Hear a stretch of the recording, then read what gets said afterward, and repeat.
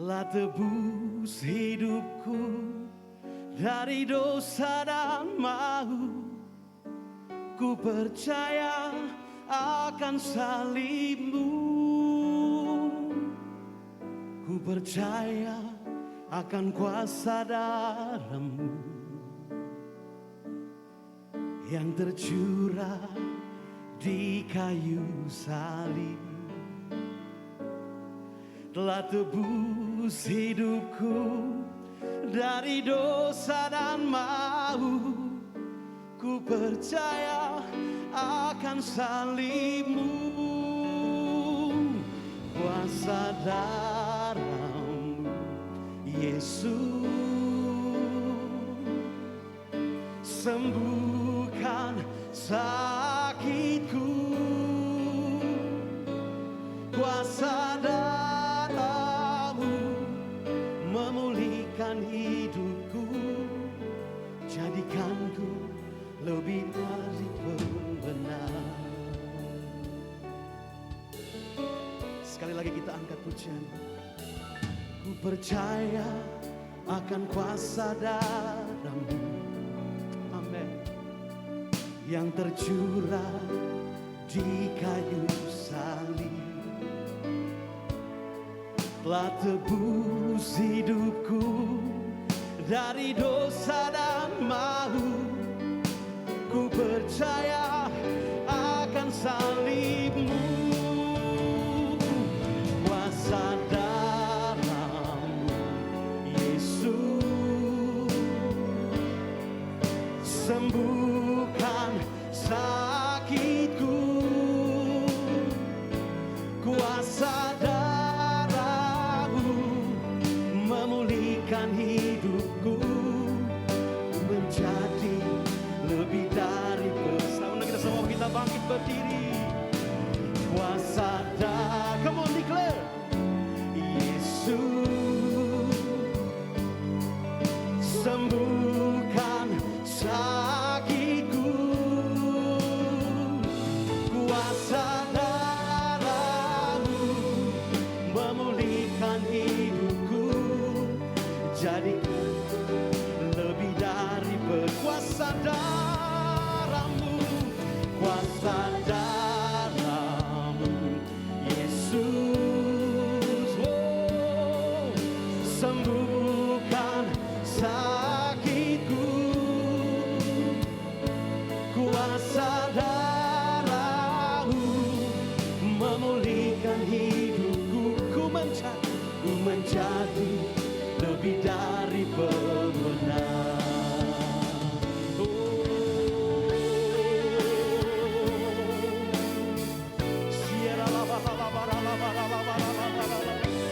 Karena kuasa darahmu memulihkan hidup kami, membebaskan hidup kami, menebus setiap hidup kami, Tuhan.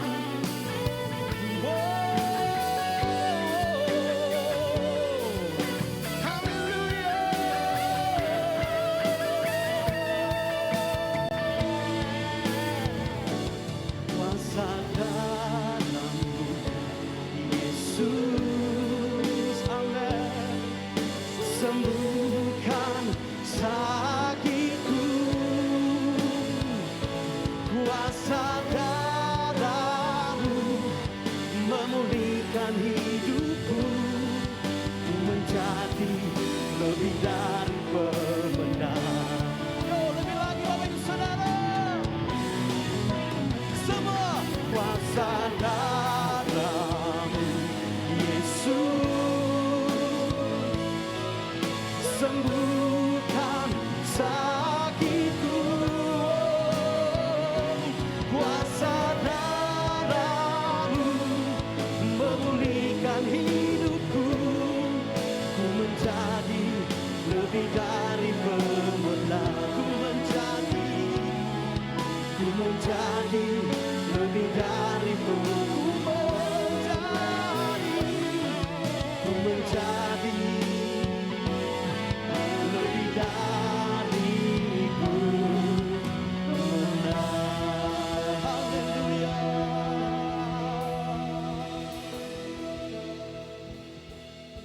Oh, haleluya. Bapa. Kami mengucap syukur, memang benar Tuhan. Kuasa darah-Mu menyembuhkan kami. Kuasa darah-Mu memulihkan kami. Terima kasih Tuhan Yesus. Kami mengucap syukur, kami berada di akhir dari pandemi ini. Kami percaya Tuhan. Oh, dengan iman kami mau katakan bahwa pandemi ini sudah berakhir. Dan saatnya kami akan bersaksi, menginjil, memenangkan jiwa. Terima kasih Tuhan. Terima kasih atas pemeliharaan-Mu atas kami. Sungguh luar biasa. Oleh sebab itu, urapi mulut bibir hamba-Mu untuk menyampaikan isi hati-Mu Tuhan. Dan urapi anak-anak-Mu untuk mempunyai telinga seorang murid untuk dapat mendengar firman dengan baik. Terima kasih Bapa. Mari Roh Kudus penuhi kami. Berdaulatlah penuh atas kami. Kami siap untuk mendengarkan firman Tuhan. Hanya di dalam nama Tuhan Yesus. Mari kita semua yang percaya kita katakan amin. Amin. Beri kemuliaan buat Tuhan Yesus. Shalom saudara-saudara yang dikasihi dalam nama Tuhan Yesus. Silakan duduk. Puji Tuhan. Saudara, minggu ini adalah minggu pertama saya keluar dan melayani lagi. Ya, berdiri di atas mimbar. Biasanya lewat Zoom. Kemarin saking seringnya nge-Zoom, sampai-sampai waktu bawain kelas BPN saya bawa earphone gitu. Saya pikir mau lewat kamera lagi. Ya, saudara, puji Tuhan. Saudara, kita percaya ya bahwa kita berada ya di era Pentakosta ketiga. Amin, pencurahan Roh Kudus yang dahsyat. Saudara dan saya dipakai Tuhan untuk memenangkan jiwa. Saudara rindu gak berpartisipasi dalam menuai jiwa menyelesaikan amanat agung? Amin. Nah, saudara, saya mau tanya di sini ya. Siapa dari saudara, tunjuk tangan ya, yang sudah menjadi penginjil? 1, 2, tinggi-tinggi. 1, 2, 3, 4, 5, 6. Jari saya paling 12 saya bisa hitung. Tapi dari jemaat kebanyakan pada diem aja. Ya. Mengapa demikian? Kalau disuruh menginjil, ya rasanya kok berat gitu. Ya. Kalau penginjil itu Pak Chandra tuh. Penginjil dan gembala. Ya kan? Pak Carlo tuh, penginjil. Itu kalau ada teman kita yang belum kenal Tuhan atau ada masalah dalam pergumulan itu, kasih deh gembalanya, kasihlah teman-teman yang lebih rohani gitu. Untuk memberitakan firman dan memenangkan jiwa. Apakah demikian gitu ya saudara ya? Ya, kalau saudara lihat kenapa begitu berat? Harusnya dalam menginjil atau bersaksi kita berebut-rebut saudara. Wah, antusias. Ya, karena kita adalah orang-orang yang lebih dari pemenang. Lagunya tadi katakan. Ya, saya boleh katakan saudara, saya orang yang lebih dari pemenang. Bukan sombong rohani, bukan. Tapi memang saya harus katakan itu. Gitu. Nah, kenapa kita tidak bisa menginjil atau bersaksi aja sulit gitu ya. Saudara, mungkin ada orang yang berkata, nginjil bukan kewajiban saya, gitu loh. Ya, saya sebagai orang yang sudah terima Tuhan Yesus ya diam-diam aja. Sepanjang hidup saya tidak berdosa gitu ya, sudah diampuni, udah nggak perlu jadi Kristen yang pasif. Atau mungkin saudara sebagian mengatakan saya nggak menginjil karena saya tidak diberikan karunia sebagai pemberita Injil, gitu. Saya hanya dapat karunia jadi jemaat biasa. Emang ada karunia jemaat? Enggak ada, gitu. Ya, sehingga saya nih nggak pandai bicara, mungkin saudara berkata begitu. Ya, saya bukan orang yang lulusan STT, gitu. Hanya lulus Kom 100. Karena apa? Karena mau nikah, gitu. Ya. Atau lebih parahnya lagi, saya takut menginjil terus bersaksi, dinilai, aduh kesaksian lu sih cetek banget. Gak usah disaksiin, gak usah diinjili, orang juga udah tahu gitu. Ya, Tuhan baik gitu. Ya, terlalu sepele, hal-hal kecil nggak usah dikit-dikit diceritakan. Ya, atau kalau saudara dapat penglihatan, ya, dalam mimpi, saudara dapat pewahyuan, terus saudara katakan, ntar orang bilang apa nih? Aduh, ini sih terlalu neko-neko lah, halusinasi, dia baper nih orangnya nih, gitu, yang kayak begini. Apakah demikian? Ya, sehingga itu menghambat kita untuk melakukan penginjilan. Nah, sekarang kalau saudara lihat, ya, saya bawa saudara melihat Kisah Rasul 1 ayat 8 dulu deh.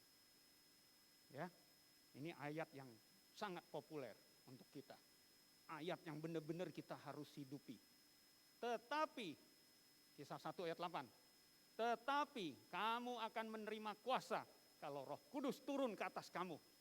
Dan kamu akan menjadi saksiku di Yerusalem, di seluruh Yudea dan Samaria sampai ke ujung-ujung bumi.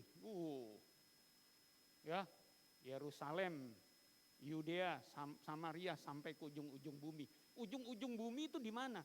Enggak ada batasnya. Yaitu keluar dari tembok gereja, keluar dari tembok rumah tangga kita. Ya, di marketplace yang merambah 7 gunung, di kepemerintahan.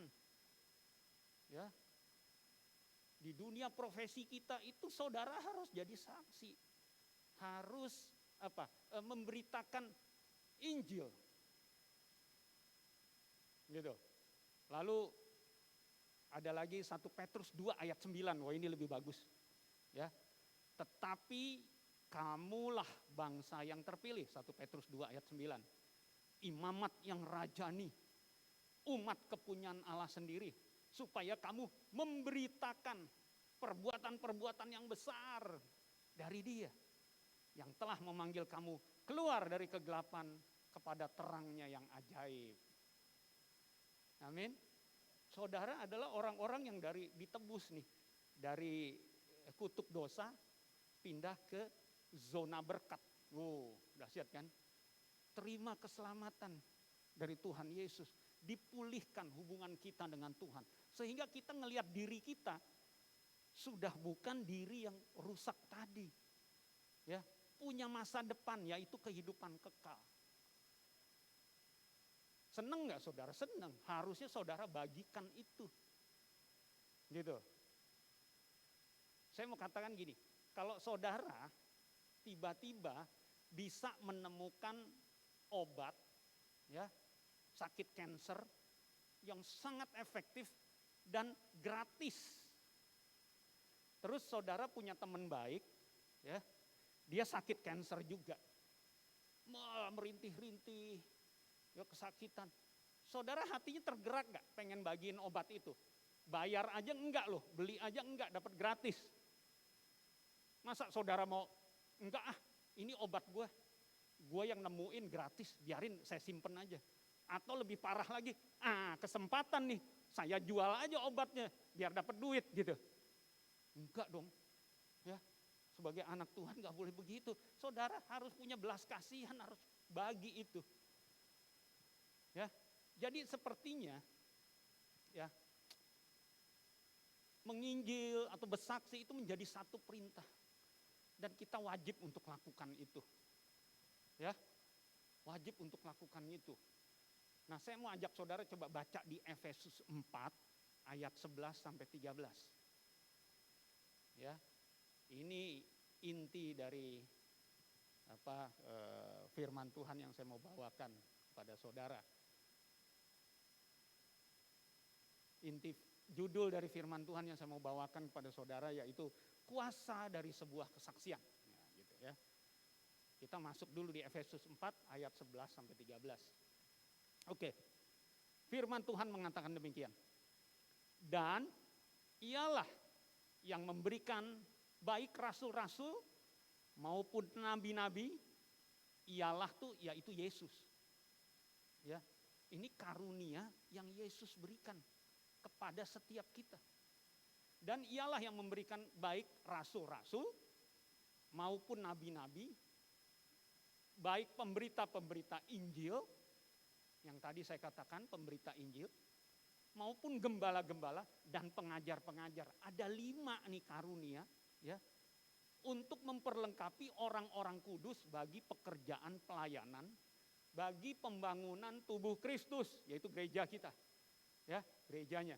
Sampai kita semua telah mencapai kesatuan iman dan pengetahuan yang benar tentang anak Allah, kedewasaan penuh dan tingkat pertumbuhan yang sesuai dengan kepenuhan Kristus.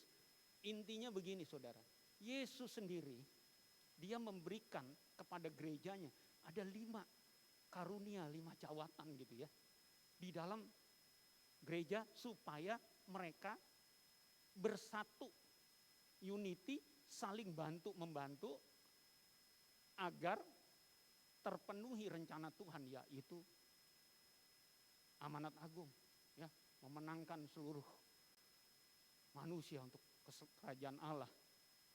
Ya, ada yang diberi karunia sebagai nabi, ya, pemberita Injil, rasul, gembala, pengajar.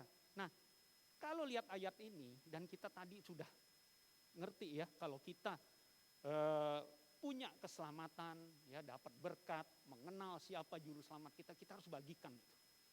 Berarti saudara, ya, nggak ada tuh dari 5 ini, ya, yang diem-diem aja, yang bilang mengatakan saya tidak jatuh ke dalam salah satu 5 ini.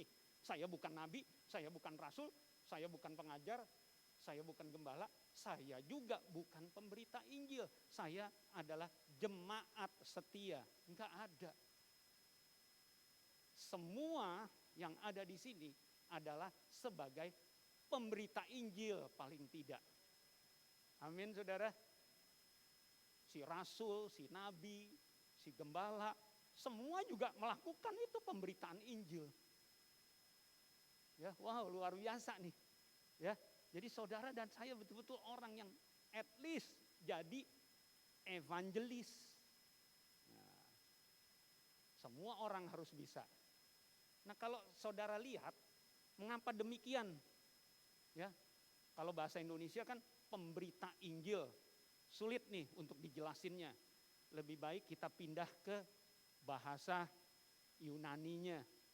Ya, nah, bahasa Yunaninya saudara, kalau disebut evangelis itu euangelistes. Baca ya saudara ya, yang paling bawah. Euangelistes, artinya evangelis. Penginjil, pemberita Injil. Ya, itu orang yang menyampaikan kabar sukacita. Di tengahnya ada kata angel. Oke? Datang dari mana dia? Kabar sukacita itu, kalau lihat kabar sukacita, itu adalah gospel. Evangelion. Bacanya aja sampai susah. Ya, Evangelion. Di tengahnya ada angel juga. Ya, kalau kita ambil lagi angel, kita ambil jadi angelos, artinya messenger, pembawa pesan. Kalau saudara pembawa pesan, dia bilang enggak, angelos itu adalah orang yang lulus STT. Enggak. Orang, yaitu saudara dan saya, kita semua. Ya. Jadi kalau zaman Romawi dulu, kalau ada yang datang membawa kabar sukacita, itu dikatakan evangelion. Ya, ada kabar sukacita nih datang nih. Ya, ada pembawa pesannya, dia datang sebagai evangelion, bawa kabar sukacita. Kabarnya apa? Nggak ada yang tahu sampai dia jadi euangelistes, menjadi evangelis, dideklarasikan, diumumkan, disampaikan kabar sukacita itu. Hei, dengar, saudara-saudara, ya, Tuhan mengirimkan anaknya, Yesus yang mati di kayu salib, darahnya tertumpah di kayu salib, telah menebus dosa kita semua. Wah, sukacita. Mari kita bergembira karena dosa kita telah diampuni dan kita menerima hidup kekal. Itu kabar sukacita, itu gospel. Amin saudara. Itu dia gospel. Ya. Simple, gospel adalah Yesus sebagai anak Allah yang jadi manusia.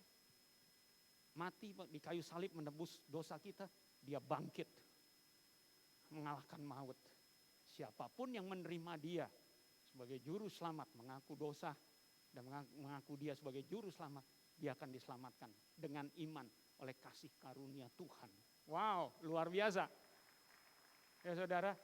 Nah, saudara jangan hanya berhenti sampai di mendengar kabar baik itu.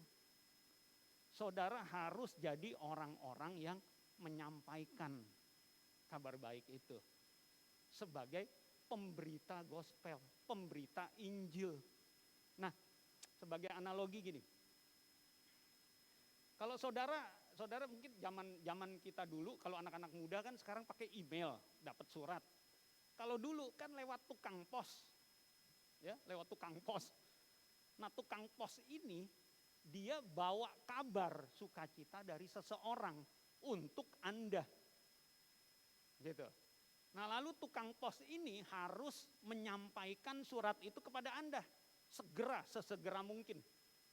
Bayangin kalau itu tukang pos bilang, saya nggak perlulah sampein sekarang, nanti aja dah kalau ada waktu. Kalau saya ingat, marah nggak saudara? Marah. Kantor posnya marah nggak? Marah. Dia harus segera buru-buru sampaikan itu. Ya. Nah, saudara sebagai pembawa pesannya Tuhan nih untuk orang-orang yang terbuang, yang belum mengenal Kristus. Ya, janganlah kita menjadi seorang tukang pos yang bawa-bawa surat seseorang tanpa kita merasa harus sampaikan surat itu kepadanya. Amin. Itulah pemberita Injil. Amin. Nah, sekarang yang jadi permasalahan adalah bentuk penginjilannya. Kalau saya orang awam bagaimana? Saya bukan lulusan STT, saya bukan orang yang pengkhotbah, saya tidak punya karunia pengajar. Bentuk penginjilan paling sederhana, dengarkan baik-baik saudara, adalah bersaksi. Amin. Bersaksi mengenai apa? Mengenai pengalaman pribadi Anda bersama Tuhan. Ceritakan gitu. Bagaimana saudara dulunya ya orang yang berdosa, saudara ketemu Tuhan berubah. Saya katakan tadi pagi, dulunya kerjanya penipu. Sekarang ditobatkan, masuk di grow home jadi peniup shofar. Ya. Amin. Mungkin dia dulu sakit, diabetes, tapi ditobatkan, terima Tuhan Yesus, jadi diaken. Amin, haleluya. Dia mulai melakukan pekerjaan-pekerjaan yang benar karena terjadi perubahan paradigma. Ya, setelah ketemu Tuhan Yesus, setelah saudara sampaikan itu. Ya, tadinya penipu, ya kan? Tadinya penjahat. Terus tobat jadi penjahit, kerjanya jadi bagus. Amin. Penjahit masker, luar biasa, amin. Ya. Nah, lewat cerita saudara, itu bisa menyentuh orang. Cerita bagaimana saudara ketemu Tuhan. Ya. Kesaksian saudara. Melalui cerita orang yang mendengar akan mudah tersentuh. Gitu ya. Dan ikut merasakan emosi yang saudara rasakan. Kalau emosinya sudah masuk bersama saudara, dia sudah simpatik. Dia akan bertanya kepada saudara. Saudara nggak usah ngajak-ngajak dia. Ayo ikut Tuhan Yesus. Ayo ikut, enggak. Saudara bukan orang pengajar misalnya. Ya, ceritain aja. Nanti dia akan tanya. Kenapa sih Anda bisa berubah begitu? Lu menyembah siapa? Gitu. Tuhan yang mana? Gitu. Saudara baru katakan ada Tuhan yang dahsyat. Namanya Tuhan Yesus yang sayang sama saudara. Amin. Nah, saya dulu bekerja di pasar modal, saudara. Ya, 20 tahun malang melintang ya di perbankan dan pasar modal. Tugas saya adalah menggo publikkan perusahaan. Gitu. Besar kecil saya go publikkan. Ya. Saya lipat gandakan nilai perusahaan. Lalu saya jual ke investor, saya pecah-pecah. Di situ cara saya making money. Kemudian saya juga jadi fund manager. Saya mengelola dana dari masyarakat ada di pundak saya. 2 triliun, berat sekali. Tiap hari saya mesti ke Jakarta, rumah saya di Sentul, saya mesti ke Jakarta, gitu ya. Saya mesti mikirin, tiap hari saya harus pikirkan uang, bagaimana investornya supaya dapat untung. Kalau dia dapat untung dia happy, gitu. Kita dapat fee. Tapi lelah saudara lama-lama. Saya bilang, tadi saya cerita sama Pak Carlo. Waduh Pak Carlo, profesi saya sih kalau menurut saya nggak bisa sampai tua. Umur 60 udah berat. Karena harus bekerja dengan cepat, deg-degan gitu, stressful. Tiap hari minum obat darah tinggi. Ya. Nah, sampai satu ketika saya mikir, saya lihat, apakah ini Tuhan hidup cuma cari uang terus kayak begini? Kayaknya enggak deh. Hidup saya jauh lebih berharga dari hanya ini. Banyak yang saya bisa kerjakan.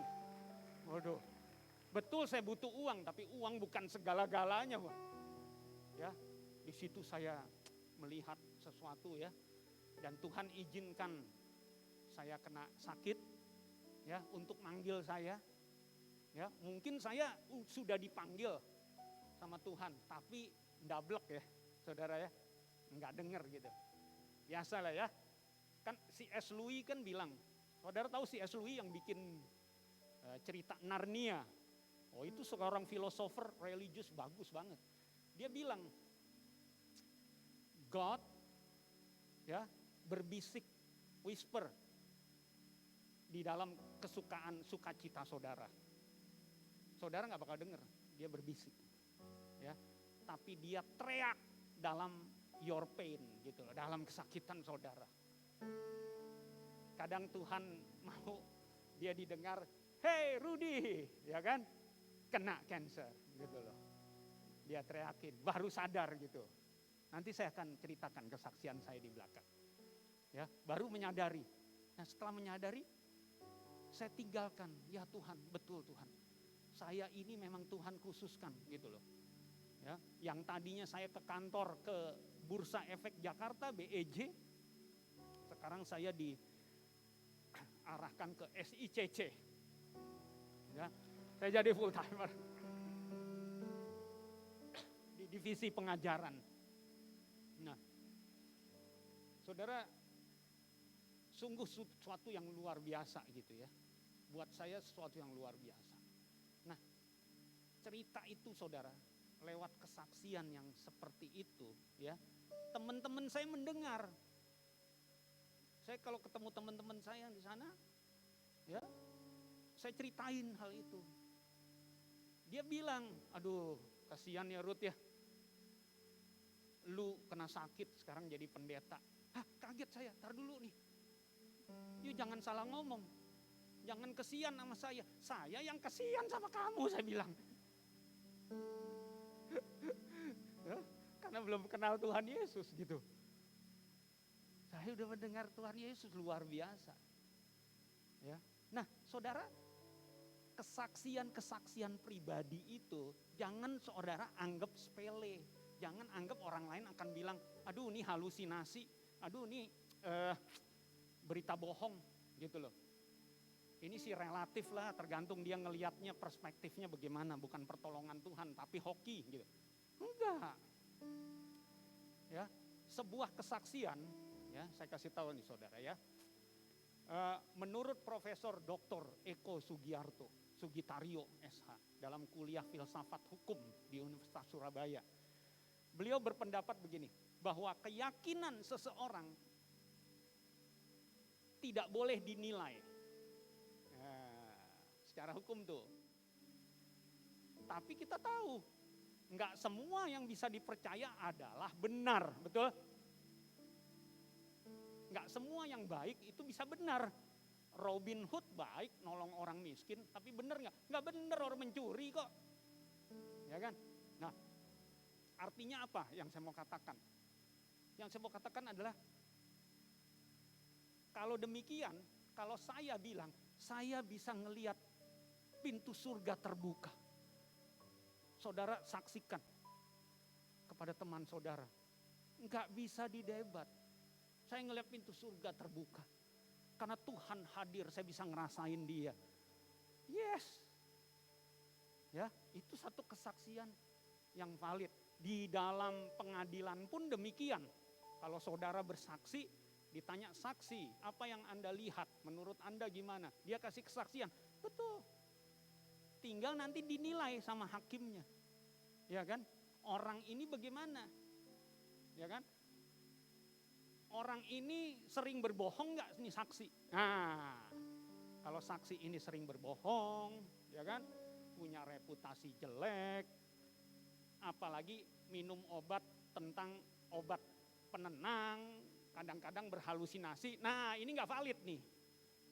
Ini nggak valid, gitu ya. Oh, saya melihat, saya bisa merasakan hadirat Tuhan.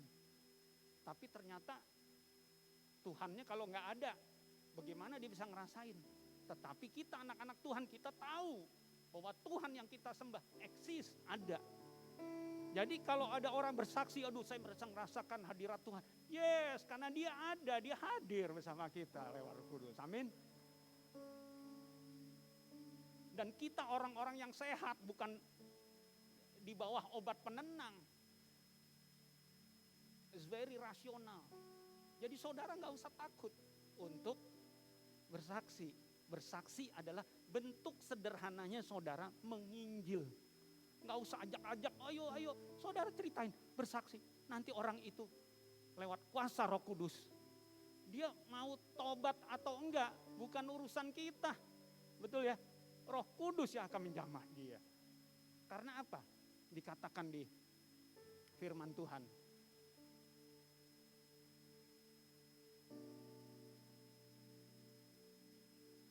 Firman Tuhan katakan, firmanku keluar tidak akan sia-sia.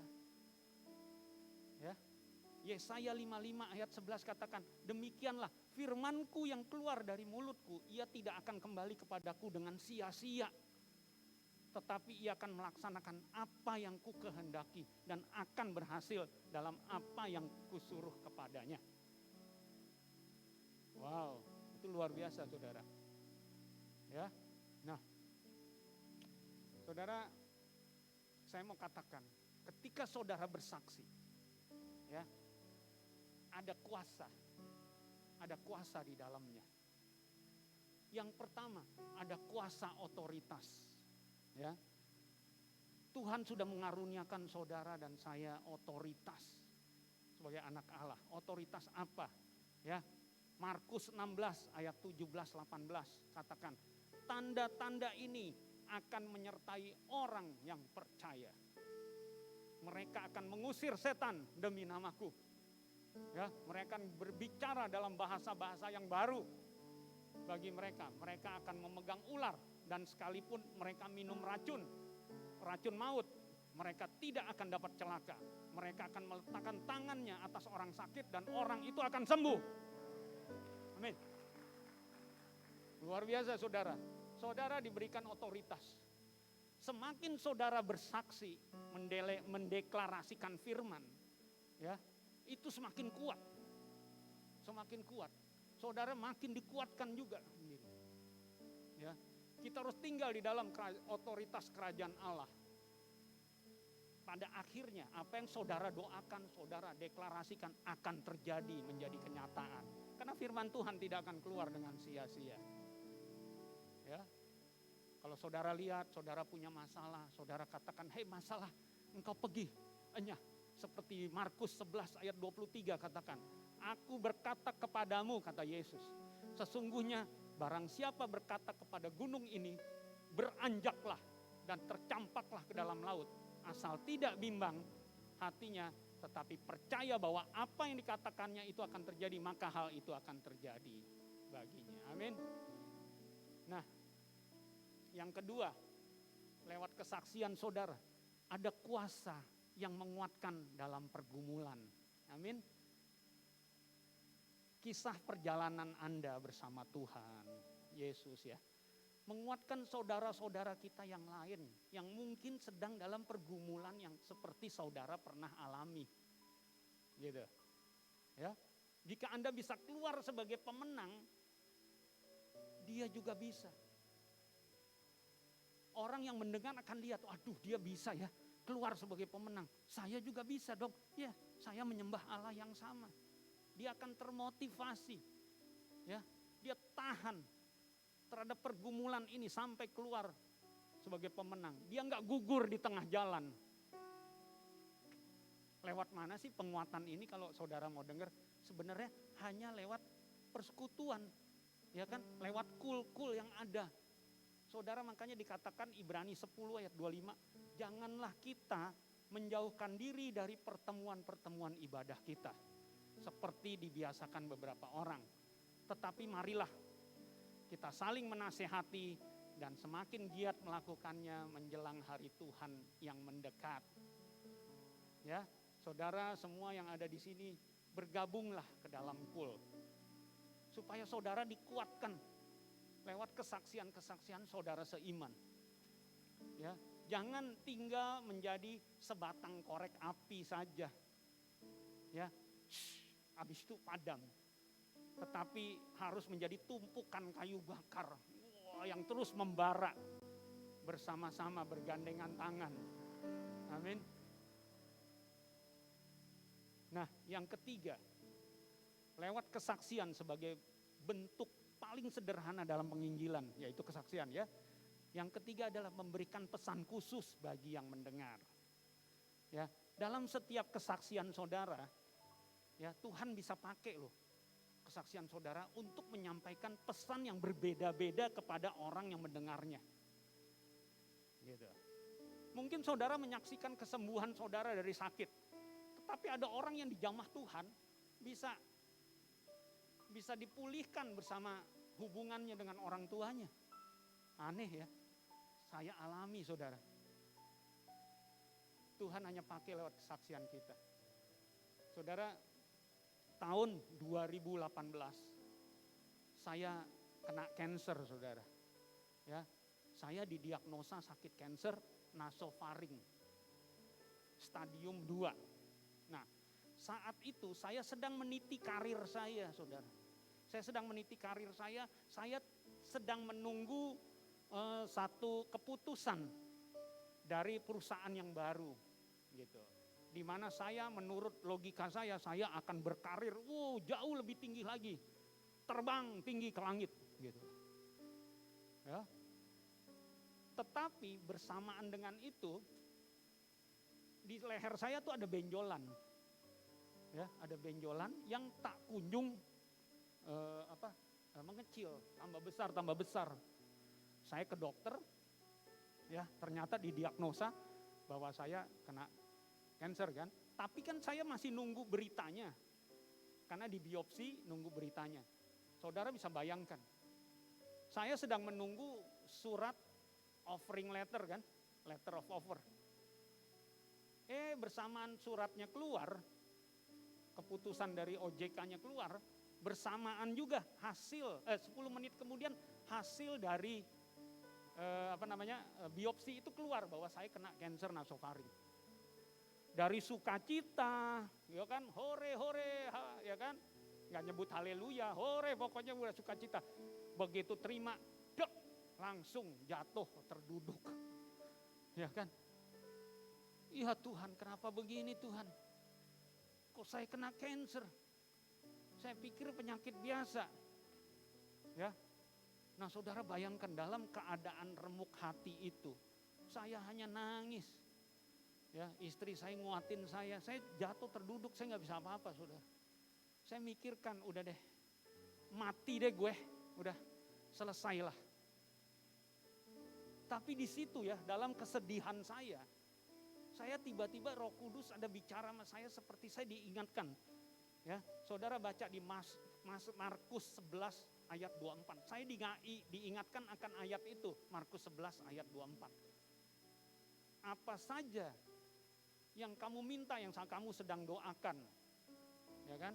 Percayalah bahwa kamu telah menerimanya, maka hal itu akan diberikan kepadamu.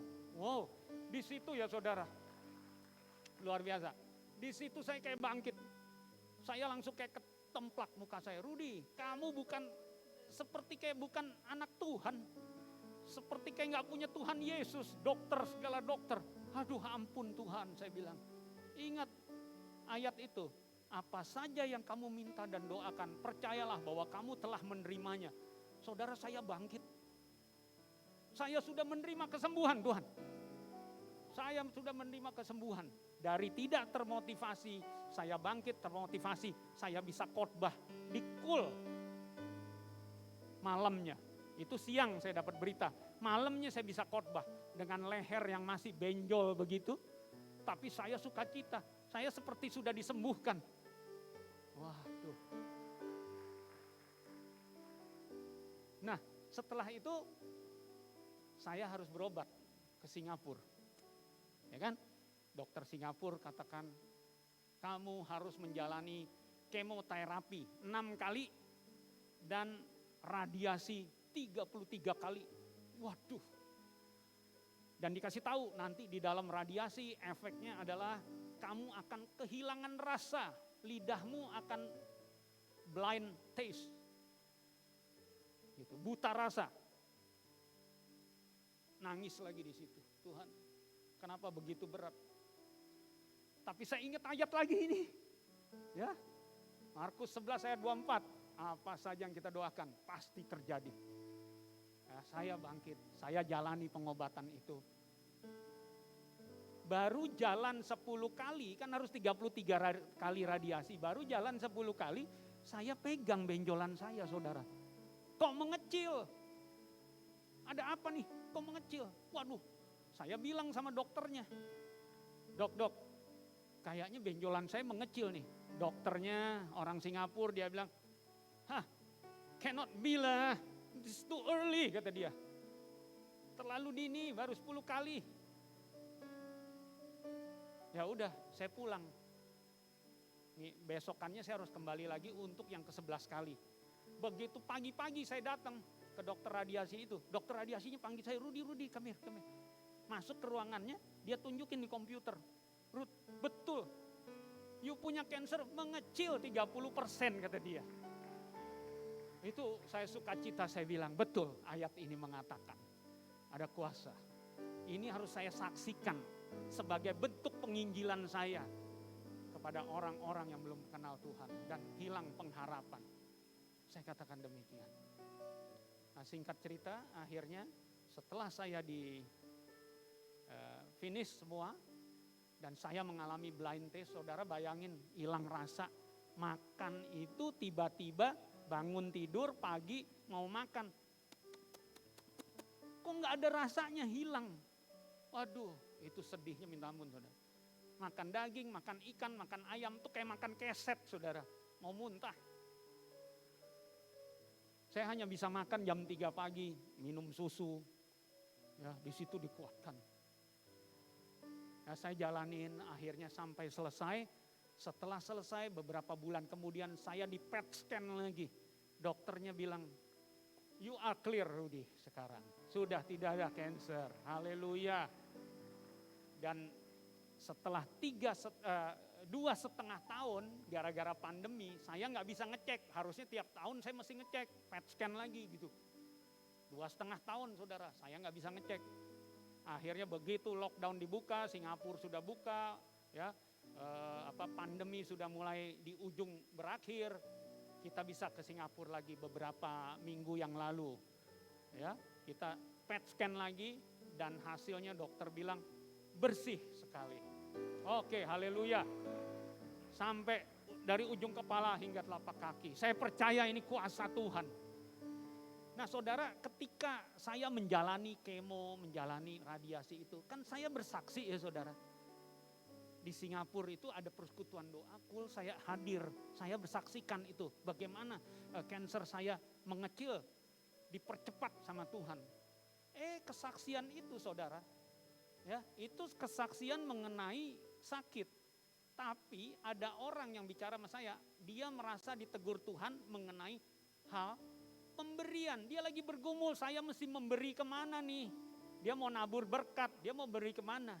Dia ditegur, orang ini sudah lama berdoa minta tuntunan Tuhan, kemana dia harus menabur? Dia dapat jawabannya. Yang kedua, ada orang lain juga yang datang, dia katakan, saya merasa Tuhan tegur saya untuk berdamai dengan ayah saya. Ayahnya sedang sakit dan sepertinya harus segera berdamai. Yang ketiga, lain orang lagi, merasa ditegur Tuhan agar menerima Yesus sesegera mungkin sebagai juru selamat pribadi. Penginjilan enggak saudara lewat kesaksian? Amin ya. Jadi satu kesaksian bisa memberikan pesan yang berbeda-beda. Jadi saudara, jangan malu atau enggan untuk bersaksi. Ya, sebentar lagi kita akan merayakan hari kenaikan Tuhan Yesus ke surga. Tanggal 26 Mei. Dan 10 hari kemudian tanggal 5 Juni kita akan merayakan hari Pentakosta. Saudara, hari Pentakosta, hari turunnya Roh Kudus. Kita akan memperingati itu. Biarlah apa yang terjadi di kamar loteng, ya, apa yang terjadi 2000 tahun lalu, di mana rasul-rasul itu dipenuhi dengan Roh Kudus dan keluar menjadi saksi, penuh dengan kuasa, ya, terjadi atas saudara juga. Amin. Sekarang saya tanya sebelum saya akhiri, siapa di antara saudara yang sudah jadi penginjil? Oh, lebih banyak. Lebih banyak. Lebih banyak, haleluya. Siapa di antara saudara yang mau dipakai Tuhan sebagai penginjil, yang mau dipakai? Ya semua. Haleluya. Amin. Mari saudara. Saya undang WL. Ya, kita akan bangkit berdiri. Biarlah ada terobosan malam hari ini. Mungkin di antara saudara saat ini ketika saya membawakan kesaksian saya, ya, ada Tuhan, ada pesan khusus dari Tuhan yang akan berbicara kepada saudara. Mungkin kau saat ini sedang sakit dalam hal keuangan. Mungkin kau sedang sakit dalam hubungan keluarga. Ya. Mungkin kau dalam pergumulan yang hanya Tuhan dan saudara yang tahu, di mana saudara meneteskan air mata tiap malam. Percaya Tuhan akan berikan jawaban. Amin.